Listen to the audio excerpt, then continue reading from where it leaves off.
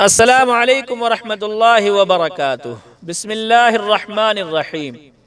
आप देख रहे हैं हमारा YouTube channel the public show.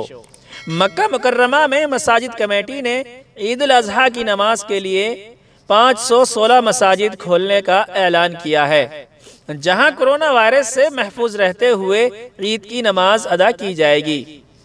सबक वेबसाइट के मुताबिक इस्लामिक मिनिस्ट्री के तहत काम करने वाली मसाजिद कमेटियों के ऑफिसर्स मस्जिदों का मुआयना कर रहे हैं, ताकि इस बात की यकीन दहानी की जाए कि वहां ईद की नमाज के लिए आने वाले हजरात सोशल डिस्टेंसिंग का ख्याल किस हद तक कर सकेंगे।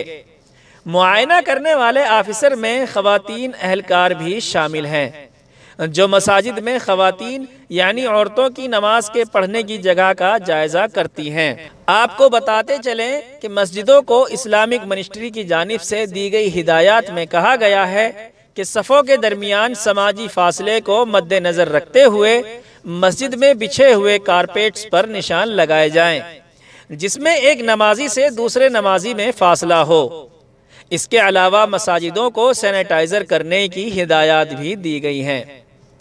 इससे पहले जद्दे में मसाजिद कमेटी के डायरेक्टर जनरल शेख माजिद शराहली ने बताया था कि शहर की 915 छोटी बड़ी मसाजिद में ईद उल अजहा की नमाज का एहतमाम किया जाएगा।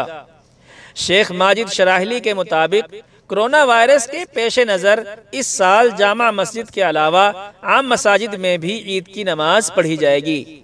ये फैसला मुकामी शहरियों और मुकीम गैर मुल्कियों को नए कोरोना वायरस से बचाने की खातिर किया गया है। तो ये थी आज की छोटी सी अपडेट मक्का मुकर्रमा में ईद उल अजहा और मसाजिद के हवाले से। इस वीडियो के बारे में आप अपनी राय कमेंट्स बॉक्स में ज़रूर लिखें। हमारी वीडियो को लाइक करें, शेयर करें और द पब्लिक शो के हमारे चैनल को सब्सक्राइब करना ना भूलें। अस्सलामु अलैकुम वरहमतुल्लाहि वबरकातुहू।